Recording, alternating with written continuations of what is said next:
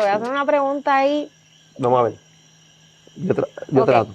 Ahora mismo hay muchas controversias en Puerto Rico con los casos de los recursos naturales. Primero te quería preguntar cómo tú te sientes sobre la situación de los recursos naturales en Ya. Puerto Rico ahora. Mira, ok. Hablando de Maldivas, que estuve en Maldivas. Maldivas es un buen lugar como para compararlo con Puerto Rico en cuanto a eso, porque en Maldivas hay mucho desarrollo, porque es un lugar bien turístico y a la misma vez que ellos saben que esos recursos naturales los necesitan, porque para eso es que van los turistas. Ujú. Yo pienso que lo que pasa en Puerto Rico es que como no le hemos dado tanta importancia a nuestros recursos naturales o lo valioso que son, pues simplemente se destruyen y se trata de hacer lo que quiera ahí. Como en Maldivas sí se sabe, por ejemplo, comparándolo directo con Maldivas, pues no se destruye, se trata de hacer algo alrededor y algo que pueda estar coherente o algo que pueda estar como que de la mano En con la sincronía naturaleza. con la naturaleza. Aquí en Puerto Rico, no sé si pienso que es por esa razón, uno. Y dos, siento que obviamente es más costoso si se haría algo de que no sea simplemente, ok, voy a destruir todo esto y voy a construir encima.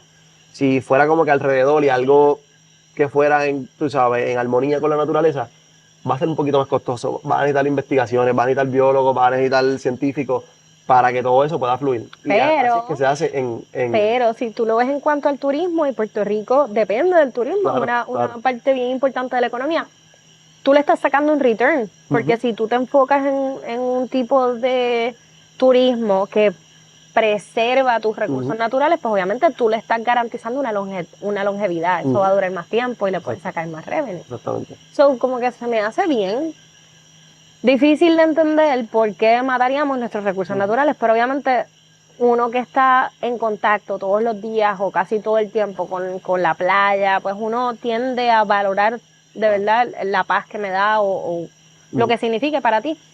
Y la Pe- realidad es que la mayor parte de estos desarrolladores no tienen idea Exacto, de qué tan valioso es el ecosistema que ellos están destruyendo para hacer lo que ellos quieren hacer. Si la tuvieran, no pasaría, claramente. Entonces yo pienso que también obviamente tiene que ver con el gobierno y la planificación y cómo se hace cada cosa en cada lugar. Pues claramente el input del dinero y de lo que pueda generar el desarrollo es bueno cuando se hace en armonía con la naturaleza y cuando no se destruyen hábitats que son importantes. Eh, Porque estar 100% en contra del desarrollo está mal, igualmente estar 100% a favor de que se destruya y que simplemente se desarrolle está mal. Tiene que haber un in-between y tiene que tratar de hacerse en armonía. Y yo, por ejemplo, no sé quién fue que me había dicho algo que a mí me estuvo súper brutal. Que no se está en contra del desarrollo, sino cómo se está haciendo y dónde se está haciendo. exactamente. Eso es lo que realmente es el punto aquí dentro de lo que está pasando en Puerto Rico con los Pues recursos naturales. hablando de eso, de mi input, tú sabes que estoy bien involucrada con esto de, Y como te digo, obviamente, de la defensa de las playas, y muchas otras luchas, pero principalmente esto con las playas, porque obviamente me afecta directamente. En Aguadilla hubo una controversia desde mayo, entiendo, bueno, desde el año pasado, pero que vino a explotar como tal en los medios desde mayo, más o menos. Surgieron unas imágenes donde estamos hablando del proyecto de Cliff, cerca del muelle de Azúcar, uh-huh. entre Crash Boat y el rompeolas de Aguadilla. Esa parte pues tiene un farallón y es la zona cárcica, el Carso de Puerto Rico, que es bien valioso, otro ecosistema brutal con las cuevas. El día de hoy encontraron una golondrina muerta. Las golondrinas pues sabemos que son aves migratorias y están protegidas bajo leyes federales y las leyes federales environmental se hacen para proteger esto. Pero vemos que sigue sucediendo lo mismo, lo vimos en Bahía de Jobo, lo vimos en el Humedal, que sé que tú estuviste Uh-huh. también eh, Luquillo. en Luquillo y alzaste tu voz sobre, ¿verdad?, el peligro que es esto del desarrollo en ciertas áreas. Cómo el sedimento que va, cuando ellos están socavando el mogote, la Uh-huh. zona cárcica, pues todo eso bota como una arena. Cuando eso cae en el océano, Sí. ¿qué sucede? ¿Qué pasa con el hábitat que hay abajo? Mira, yo quiero hablar vamos a llegar ahí. Yo pienso que antes hay que hablar del calzo y lo valioso que es. Yo estaba leyendo, y esto fue hace unos días, y estás trayendo el tema, un reportaje que salió en el Nuevo Día hace muchos años, yo creo que fue 2010, 2012, te lo voy a enviar para que si lo quieres Ok. poner y lo quieres, que hablaba sobre qué tan importante es el calzo en Puerto Rico y había una parte que literalmente decía que dentro de la biodiversidad que hay en Puerto Rico, la zona cálcica es la mayor biodiversidad, Wow. tanto en flora como en fauna. Qué brutal. Entonces, Es como que entonces, hay muchas especies que dependen Y eso es estrictamente, contando las cuevas. contando las cuevas, ¿sí? No, Ok, contando ok. el ecosistema completo. Wow. Sí, entonces, hay ciertas especies que dependen estrictamente en esas áreas para vivir. Y si esas áreas claramente se remueven o se destruyen, quiere decir que esas especies pasarían a... ¿Y qué tiene de particular como que eso, ese tipo de hábitat? ¿Qué características tiene? Mira, es que son el agua natural que se produce en Puerto Rico, es de la zona del Cauce. Literalmente filtra el agua y es donde nosotros tenemos agua natural. Yo creo que también el estudio decía que una cuarta parte de la población depende de esa agua De aquí en esa Puerto agua. Rico. Wow. Es un estudio bien bueno, te tengo que enviar eso. Te va a No, y encantar. vi también que yo no sabía que uno de los ríos más caudalosos subterráneos del Exactamente. mundo está Este- en Camuy. Ujú, en Puerto Rico. Eso está brutal. O sea, tenemos agua Sí, fresca. no, bueno, el calzo de Puerto Rico es único en el mundo, no es solamente aquí, en el mundo, es conocido, se sabe que tenemos una zona cálcica grandísima y que esa zona cálcica es bien importante y no hay mucho, alrededor del mundo no hay mucho. Y cuando tú ves estas imágenes de, por ejemplo, no sé si viste la explosión del Carso en la Sí, número 2, sí. o lo de The Cliff, que están literalmente drilling el Carso, eso se recupera, se regenera. Es que es algo que toma millones de años, tomó millones de años para estar ahí y no es que no se pueda recuperar, pero es difícil. Es Nosotros no difícil. lo Y vamos a ver. nosotros no vamos a estar presentes cuando eso se pueda recuperar del daño que se ha hecho a esa zona. Igual estamos hablando del caso, pero igual con manglares, igual con De eso quería muchas hablar. otras cosas que están pasando. De eso quería hablar. Yo estoy ahora mismo fascinada con lo que es el blue carbon El Blue como Carbon. tal. Y lo de los mangles y el seagrass. Y hace poco salió un estudio que se encontró creo que fue en Bahamas, ¿Ok? una de las Sí, concentraciones más ya. grandes de De, grama marina. Ujú. No es alga, ¿verdad? No, es que es bien difícil porque en seagrass, en inglés, y cuando tú lo quieres traducir en español, a Dice mí me pasa alga. siempre. En mis tours, porque yo estoy en un área donde hay muchas seagrass, en mis tours trato de pues, alga, es alga marina realmente como se traduce en español, pero no es Ok.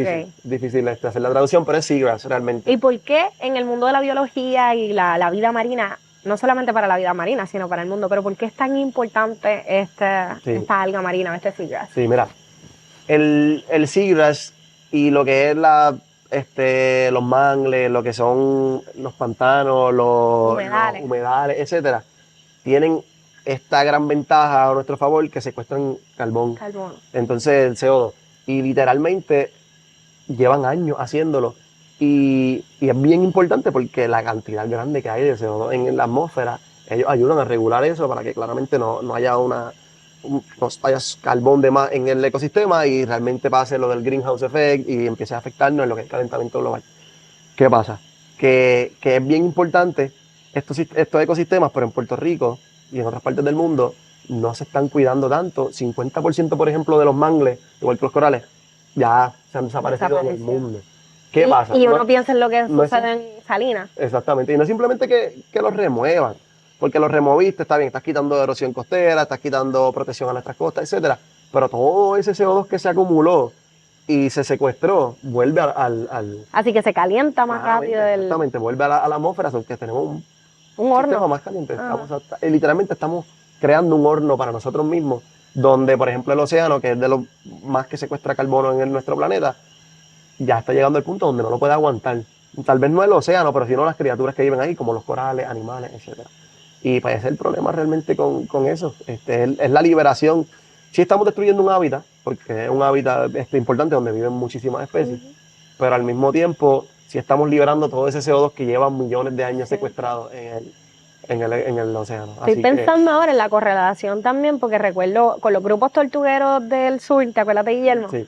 Pues él me estaba contando que uno de los peligros de que se extinguieran las tortugas Ujú. marinas, especialmente el Ujú. caribe y peje blanco, que comen esa alga, pues va a haber una proliferación Exactamente. de eso y eso afecta también También. el secuestro Es de... como casi todo. Si hay de más es negativo, si hay de menos es positivo. Y ahora que estamos hablando de eso, por ejemplo, los tiburones gata, que hay mucha gente que piensa que no tiene un rol tan grande en el ecosistema, tiene que ver mucho con el seagrass. ¿Por qué? El tiburón gata, solamente al estar en el ecosistema dando vueltas, patrullando el área, hace que las tortugas estén en movimiento. Hace que las tortugas estén en movimiento y no sobrecoman, por decirlo, ¡Wow! el seagrass. Son como pastores. Literalmente, ellos están regulando que cada lugar tenga como que la cantidad de Qué seagrass. cool, Eso está súper brutal. Entonces, sí, de más sería mal y de menos, pues claramente sería un problema. Así que tiene que haber un balance, que eso es realmente lo que, hablando de los tiburones, eso es lo que hacen los tiburones en el ecosistema. Ellos crean un balance entre especies, entre ecosistemas, etcétera. Y eso también se aplica con los pelícanos, por ejemplo. Aguadilla también lo mismo. Claro. El pelícano pardo anida ahí. Y entiendo que está en peligro de extinción. O sea, ¿cómo afectaría entonces las sardinas? Me imagino que es lo La que sardina. comen. No, Wow. es que, por ejemplo, como te digo, si se remueve un ecosistema del océano, se crea un desbalance por completo. Porque tal vez, por ejemplo, si un animal no es de ahí, pero como quiera depende de otros animales que sí son de ahí, y es como que se rompe la cadena. ¿Y se cómo rompe eso el me balance. afecta a mí? O sea, ¿cómo nos afecta a nosotros? Y mira, es que todo eso se llama un efecto, no sé en inglés, en español, es un efecto de cascada. Shane event. Ajá, un cascade effect, algo así. Creo que la traducción cascade effect, efecto de cascada, que es que lo que pasa en un nivel trófico o en un área específica del océano va afectando y va bajando hasta que llega literalmente a lo principal, los corales, etcétera. Y cuando ya eso empieza a dañarse o a dejar de existir, pues tenemos menos pesca, tenemos menos peces, tenemos un ecosistema como que, por ejemplo, como las algas marinas que dejan de hacer su función, por ejemplo, secuestrar carbono, por ejemplo, ayudar a regular la temperatura del planeta Tierra, que es lo que hace el océano también. Y tenemos como que todo eso, es como que todo está y pasa por algo y por alguna razón, y está perfectamente diseñado para que nosotros podamos coexistir y vivir aquí con la naturaleza. Pero si nosotros simplemente la destruimos y sin saber lo que está pasando, va a llegar un punto donde simplemente no vamos a poder vivir en este ¿Y planeta. qué tiene la naturaleza que se supone que me importe? ¿O qué tiene la naturaleza Todo, que como que todo engancha el en mí? balance que crea que el CO2, que el oxígeno que respiramos esté, ¿me entiendes? Porque se produce sí de las plantas y se produce sí del océano.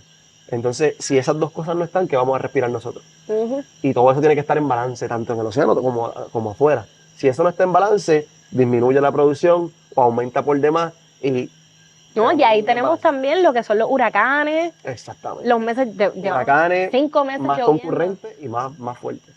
Exacto. Igualmente con otras cosas, lugares donde antes no hacía tanto frío, ahora están más fríos, lugares donde no hacía tanto calor, ahora están más calientes. Y eso es calentamiento global Eso es como tal. calentamiento global, eso es ¿Qué, que estamos qué alterando es el simplemente. calentamiento? ¿Qué rayos es el Sí, calentamiento el global? calentamiento global realmente es la cantidad de CO2 de más que está entrando al ecosistema, crea como una capa en la atmósfera que no deja salir el calor Okay. que se genera de la So, Tierra. es lo que estábamos hablando Literalmente es ahorita. un horno. El sol calienta, cuando todo sube, en vez de salir, choca y regresa.